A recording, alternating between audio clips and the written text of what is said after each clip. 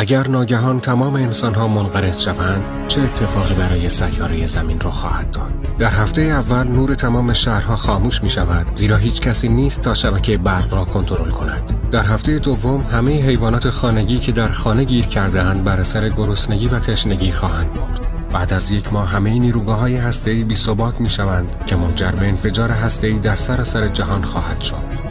بعد از یک سال همه شهرهایی که بر اثر انفجار هسته‌ای سقوط نکردند توسط مادر طبیعت بازپس گرفته خواهند شد. همه ماهواره‌ها در مدار زمین سقوط خواهند کرد. بعد از 200 سال همه ساختمان‌ها فرو خواهند ریخت. بعد از گذشت 35,000 سال چرخه گیاهی تمام آثار باقی مانده از بشریت را از خاک سیاره از بین خواهد برد. 100,000 سال بعد سطح اکسیژن زمین به دوران قبل از انسان‌های نخستین باز می‌گردد. در نهایت آخرین باقی مانده از تمدن ما مجسمه‌های برنز و شهرهای فسیل شده خواهد بود.